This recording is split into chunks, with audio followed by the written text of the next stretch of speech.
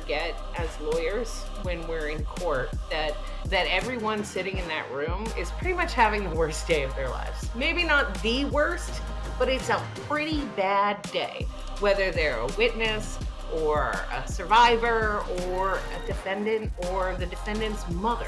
Everyone in that room is having a horrible time, and being able to remember that really helped me in my career. And it was something that gave it meaning and purpose. From humble beginnings, Insurance Claim HQ has grown to one of the largest property casualty firms in the country. We didn't do it alone, and you shouldn't either. Every week, we're talking to claims professionals and top experts from all over, all to help you grow your business and make you stronger. Let's level up together. I'm Galen Hare. Welcome to the Level Up Claims Podcast.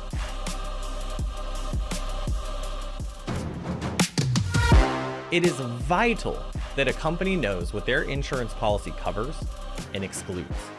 Not knowing this can come back and bite you in the ass. Nobody wants that, especially when there are on-site job injuries. Today, we're discussing an interesting lawsuit that deals with policy exclusions. Let's welcome our guest today, one of our own property casualty attorney, Naomi Jones. Naomi, thanks for joining us. You're welcome. Good to be here. So we go way back, but before we jump into all of this, one of the things that's fascinating about you, a lot of things actually, is that you kind of had an interesting upbringing. Let's talk about that. Yeah, so I grew up about halfway between Philadelphia and Lancaster, very much Amish country. My father was a horseshoer and a blacksmith, and he would sometimes shoe the Amish people's horses. So we got to be friends with them. And they actually let me borrow their clothes for Halloween. They thought it was hilarious. They helped us build our barn. Where I grew up, it was very trade centric. It was not much of a town. We just got a blinking yellow light, which was a big deal. There's one gas station gets robbed every Halloween. But everybody around us were tradespeople. Like my dad is a horseshoer, sometimes does roofing, would do our own plumbing because we constantly broke the toilet. My brother would flush Legos down it. Nonetheless, separate story. I was going to say that can be so misinterpreted if you're not careful. And my mom was med tech, but she was also very much a carpenter. Like she would read us carpentry books to go to sleep at night, and actually built the addition for our house. So our house was initially 2 small cottages, and she built the room that linked them. And everybody we knew were tradespeople. Like my brother is now heating and air conditioning, but he's done other things. There was Danger Dan, the painter. There was Emilio, the roofer. There was Rick, who did lumber. Everybody we knew, for the most part, was in the trades. And things have come full circle for you, kind of. Yeah. I remember ripping shingles off a roof when I was a kid and telling my dad that because he had to run an errand and he was leaving me and my little brother up there. And we told him we were scared. And he said, "Don't worry, I'll take the ladder. That way nobody can get up to get you." I don't think you could get away with that now, doing roofing. But back then, it was just what we did, as a family. So we did this kind of work, So that's essentially how I grew up. We didn't know any lawyers. We did have some veterinarians in the family, but we most certainly didn't know any lawyers. In Amish country is so interesting. So we have had Dr. Jessica Stahl on the podcast before. She's an organizational psychologist, and she does a lot of work with roofers. And one of her biggest clienteles are Amish roofing companies. Really? But they're phenomenal at their work. They're really, they helped us do our barn. They put that barn up in a day. It was unbelievable. And the barn is still there. It's so solid, you could probably drop an asteroid on it and that barn would be okay. Jeez. And it's wild, right? Because when you think about the challenges they have, because people think a certain thing when they hear Amish, but the reality is there are tons of Amish owned businesses that still Yes. run like any other business. So, but they have those additional challenges of like, okay, well, someone has to drive a truck. It just can't be us, Yep. right? Yep. Someone might need to use that computer, but it won't be us. Yep. So it's wild. But no, she's done quite well with them, and they have amazing roofing companies, do good quality work, and they grow and they still scale like as full blown businesses. Which makes you wonder, what are we doing, right? But if you could live a life away from electricity and still grow a successful business. But all right, so sounds like this very hands-on upbringing in this very rural area. So why the hell did you become a lawyer? I mean, I was always like a precocious kid and a reader. So there was that, but mostly it was my brother. My older brother has severe autism, Mm, and he was diagnosed in 1980, and they had just closed the state institution. What exists now for people with special needs is absolutely could be much better, but it certainly isn't what it was in 1980.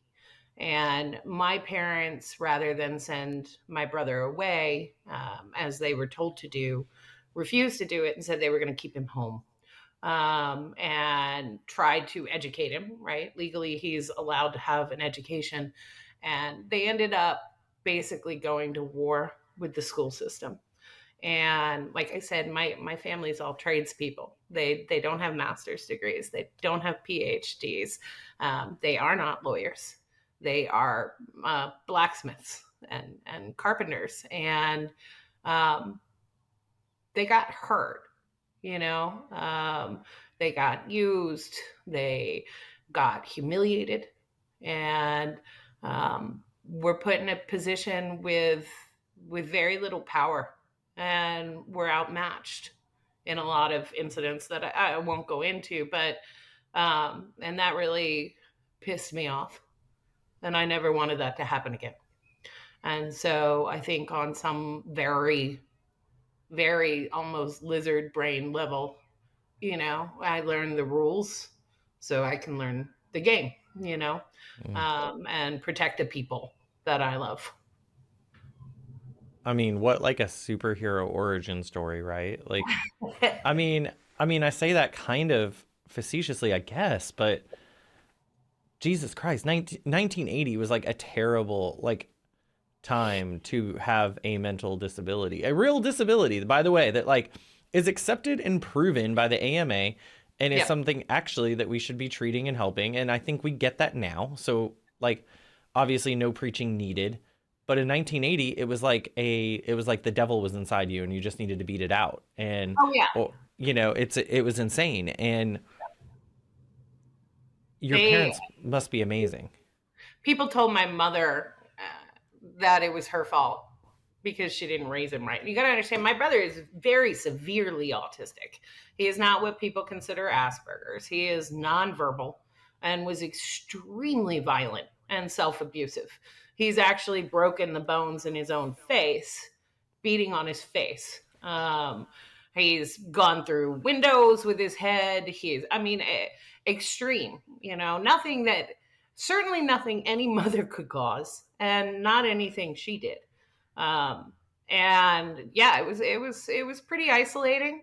But my parents' friends were pretty good people, and they accepted us, even if it was awkward going out in public a lot of times, but they always welcomed us.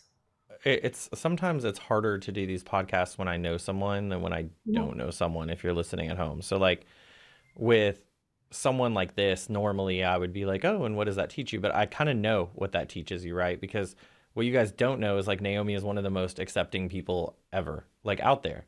So I'm guessing that's like really where this came from, Like we have this tendency to just be like, oh, they're just like that, but no one's just like that. They are some way because of like an internal inherent thing, or because of their environment, or because of their nurturing, or more likely some combination of all those things, right? Like, Yeah, it was learned. So my dad actually pulled Nate out of school and decided he was going to start his own school in our house, which was wild. And his theory is that you cannot expect folks with autism to come into your world and teach them in your world, is that you have to go into theirs. And part of that is not judging, and part of that is empathy, and part of that is reading people, and really seeing them for who they are authentically outside of what you think they should be. And I do honestly believe that if my brother had not been born the way he was, I probably wouldn't be a lawyer. I probably wouldn't have, gone on to have a law degree. I probably wouldn't have gone to, an Ivy League undergrad. I probably wouldn't have gone anywhere. I probably would have stayed right where I was in my hometown, and maybe worked at the one gas station, which is fine. But he was the push, the tipping point. That's amazing. It really is. It's something else. And, I suspect like something else I know about you is like you just fight like hell. You don't like to give up. And I suspect your parents taught you that, because it sounds like you had to watch them fight like hell for a long time. Yes, still fighting. Fighting today. Yeah, it doesn't go away, right? But I mean, dude, that's amazing. And I'm learning so much about you. It explains so much about you now. Because again, I think we tend to, when we meet someone, we just assume they're just like that, right? But there's a story behind everything. Yes. And good qualities, bad qualities, whatever. Like you meet someone and you're like, oh, they're the sweetest person ever. Like they are, but there's a reason they're the nicest person ever, right? Or they're hilarious. Like they're probably hilarious for a reason. Sometimes that's a good reason. Sometimes that's a bad reason, but that's amazing. So, but then you kind of so you became a lawyer, same time as I did. And for those of you that don't know, not only did we work together, but we went to law school together. I did not have the storied career she did. I didn't get into an Ivy League, and frankly, they wouldn't have wanted me. And I didn't teach in the Bronx, and I didn't get a master's degree, but we ended up at Tulane Law School at the same time. And we graduated at the same time, but you went a very different path than I did. I followed the dollars in New York to, represent the evil corporations against the even worse people asking them to pay what they owe, and then eventually came down this way. You decided to jump into the criminal justice system, like head first. I did. I was a prosecutor for roughly 13 years. Yeah. Took some time off in the middle, and I did your general felony cases. I did appeals, and then towards the middle of my career, got focused on domestic violence cases, and then towards the end, sexual assault cases. I was in the Sexual Assault Kit Initiative, which was a federally funded grant sort of division of the DA's office, and we looked at cases that involved serial offenders and DNA. So it was some very intense and rewarding work, and a lot of courtroom. Pretty much, I would say towards the end of my career, I was able to spend at least a day sometimes in the office, rather than in court. But most of my career was in court. I mean, yeah. And that was one of the draws, honestly. Besides, obviously, I know you, I trust you. One of the big draws to having you here was we got all these, youngins in terms of trial experience, because cases don't tend to go to trial in the civil world, right? But one of the things they're banking on is that you won't go. And, Naomi probably in a year has tried more cases than most attorneys will try in their lifetime on the civil side. And, and you bring that level of confidence and that level of knowledge to this stuff, frankly. But why did you choose criminal justice? Like, because I heard your story, so And people love to pigeonhole us. So, right, the immediate thing people would think is, okay, well, she's going to go do education law, right? Or she's Yeah. going to fight for like the little guy. And I'm not saying you're not fighting for the little guy by making sure victims ultimately get justice, but like, what was the draw? Well, I think when we graduated, and I do believe you did a lot better in law school than I did. I don't know. I never know how well I did, but you know. Oh, don't even. But it was in the middle of a massive recession. Yeah. So there weren't a whole lot of options. Um, I considered, I think, criminal just to be in the courtroom. And also because that was what I understood as an option. You know, when you don't grow up around a bunch of lawyers, like I didn't know property casualty was a niche of law. You know, that hadn't been explained to me. It was a job, and it was a job that I could count on and that I knew I could do. I also think that in the criminal justice system, there is a lot of room for empathy and humanity that sometimes is not there. We often forget as lawyers when we're in court that everyone sitting in that room is pretty much having the worst day of their lives. Maybe not the worst, but it's a pretty bad day, whether they're a witness or a survivor or a defendant or the defendant's mother or the victim's brother. Like everyone in that room is having a horrible time. And I think that being able to remember that really helped me in my career. And it also, it was something that gave it meaning and purpose.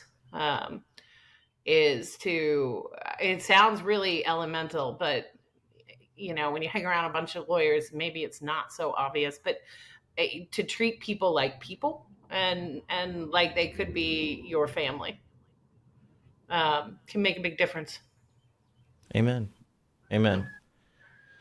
All right. So, turning to today, you did something no one from the firm has ever done in a podcast before, which is cool because, you know, we're lawyers and we should probably act like it. Is you actually kind of brought to me a case. You were like, I think we should talk about, you know, policy language and kind of the trip ups. And I think we should use this case as like a springboard for that. So, you know, it makes sense because we're lawyers and why wouldn't we do our jobs? So thank you for doing that, first of all. How do you want to do this? Do you want me to kind of give the quick factual backgrounds to tee up the discussion, or do you want to do that? Sure, if you want to. I mean, I can tell you the way I found out about this case is I was at a CLE on insurance downtown at the Marriott in a fancy room, and it was mostly people who worked for insurance companies. And they were very happy about this case, and it made them very gleeful. And there was a buzz around the room of, I'm going to go tell my clients, which was very upsetting to me. Because of how the case works out. So Yeah. I don't know if you want to go into the facts of it.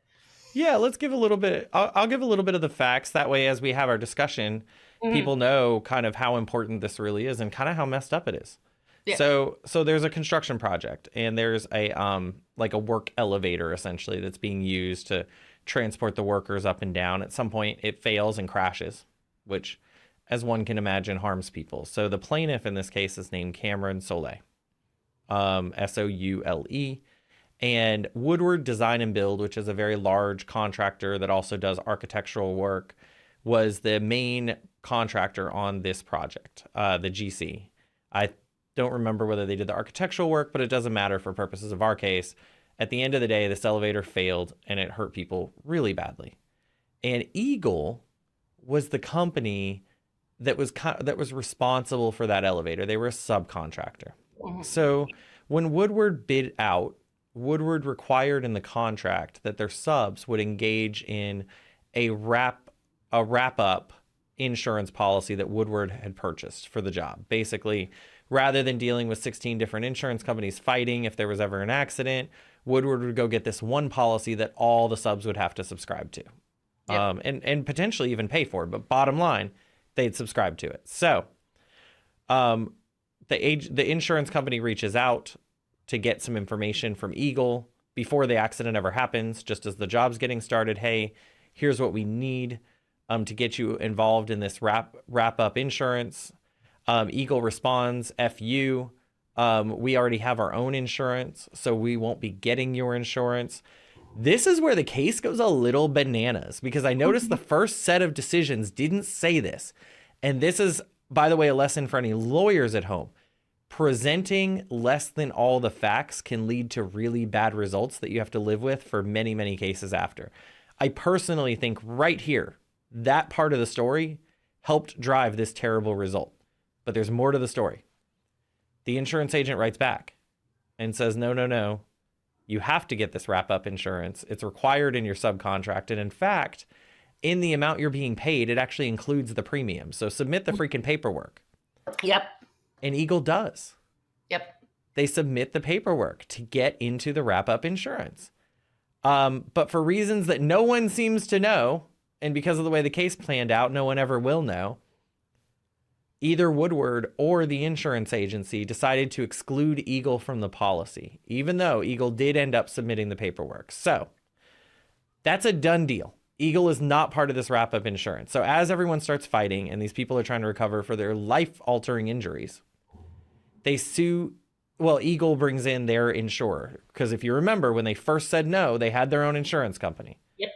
And their insurance company says, too bad, so sad. You're not covered for this. Eagle says, what do you mean? We pay you guys like hundreds of thousands of dollars over the time of our existence. We have insurance for this reason. And they say, no. There's an exception. There's an exception to coverage, an exemption.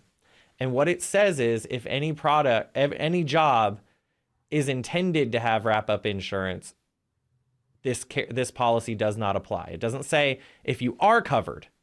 Yep. It just says if it's intended to have it.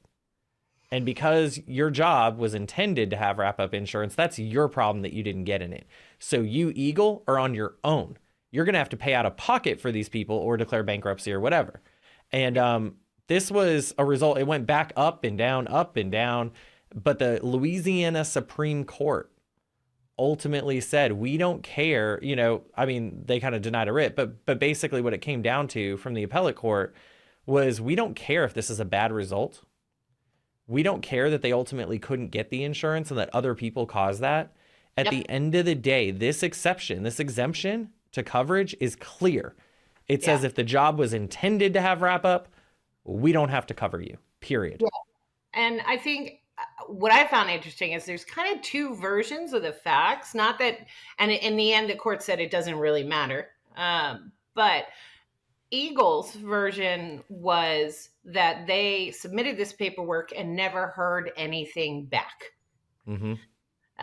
The insurance version is, oh no, we did. We have an email where we sent you a letter. Whether that who's correct or not, who knows? But I think the way the court looked at it was very, very black and white, and very much, regardless of whose mistake it was getting the coverage, you don't have it. And I actually had to go digging in the pleadings to find the exclusion. So this is Eagle's insurance company's exclusion. This is Burlington. And the actual language of it is all the policy contains the following coverage exclusion applicable for all locations where you perform or have performed work that is or was to be insured under a consolidated wrap-up insurance program as described below.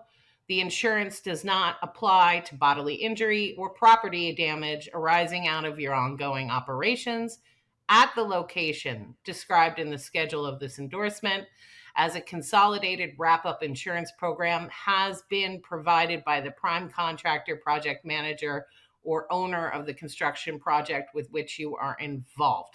So the way that it's worded is locations where you have performed work that is or was to be insured, right? So whether or not you have this wrap-up insurance, the fact that you were offered it, could have been offered it.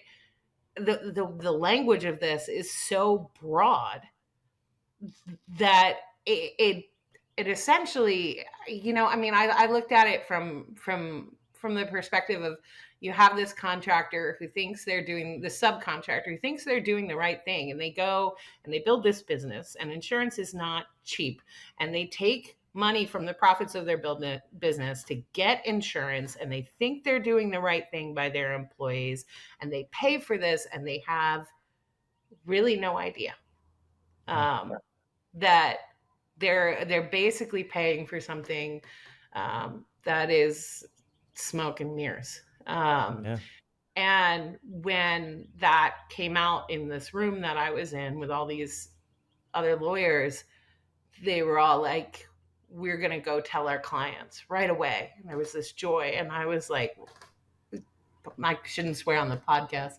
I do, but Yeah, okay. But I was like, screw you. I'm going to make it my mission in life to tell every single subcontractor I meet and every single tradesman to look in their policies and see if there is a wrap-up exclusion. Yeah. Because people don't know. And this extends, right? This extends to other things. So the problem is, like, for the non-lawyer sitting at home, like, why should I care about this? I'm not a contractor. The legal theory being espoused here, which is now the law in Louisiana, and other states are following suit, I promise you, and many already have, is that it doesn't matter what the intent of the policy overall is. It matters what the language says. And as long as the language is clear, it doesn't matter whether it's fair or whether it's right. It just matters that it's clear. That's what they're saying here. And that's the law now in Louisiana. So imagine any of you public adjusters or contractors at home, imagine you're talking to a customer. Customer is a middle-aged man with a wife and an adult child and a young child. And they put some exclusion in there that says, if you have any resident in the home that is eligible to have insurance on this property that is not a named insured, this insurance shall not provide coverage, right? Well, that means because that adult child could go purchase her own insurance, and that adult child is not a named insured on the policy, in theory, you wouldn't be covered.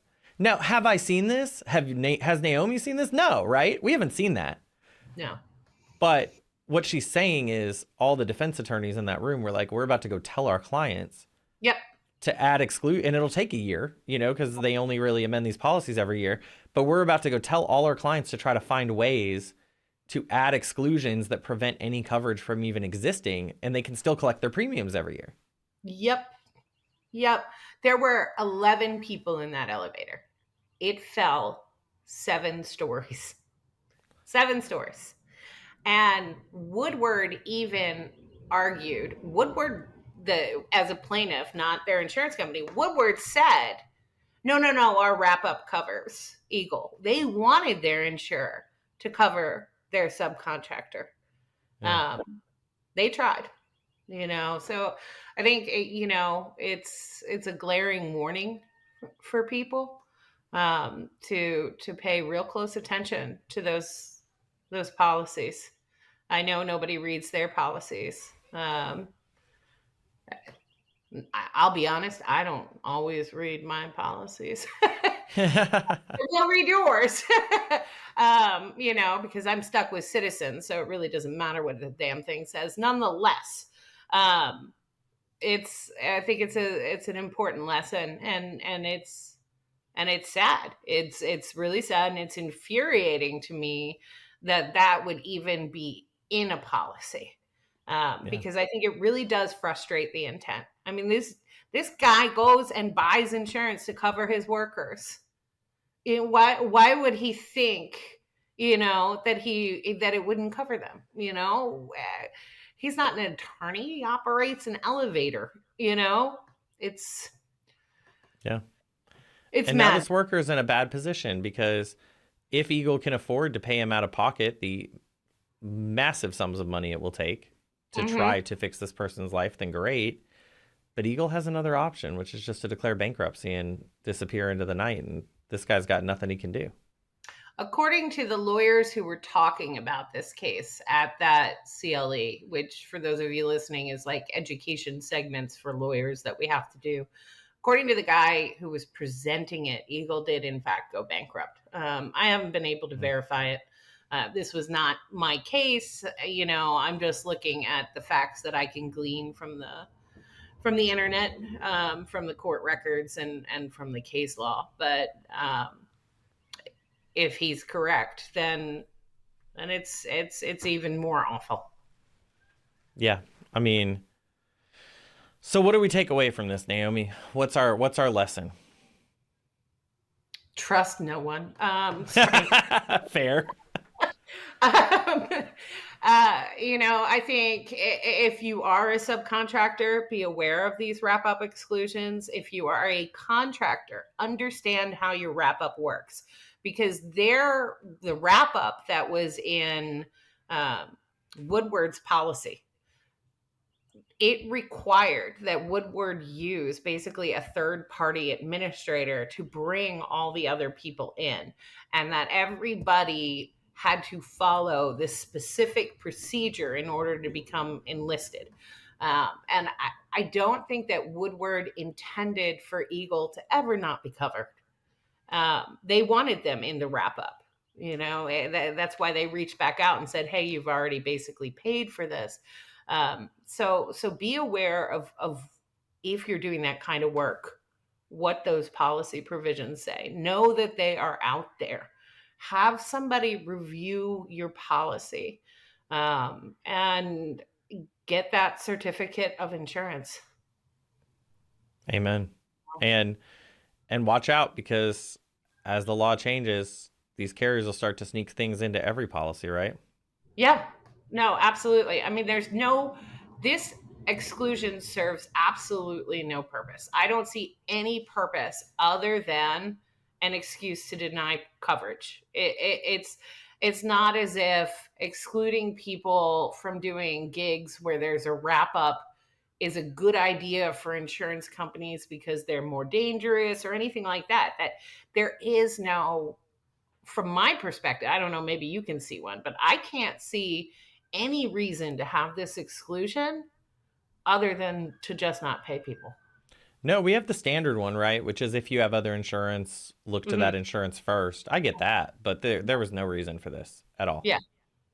At all. Well, we went from really interesting to really depressing, but it's okay.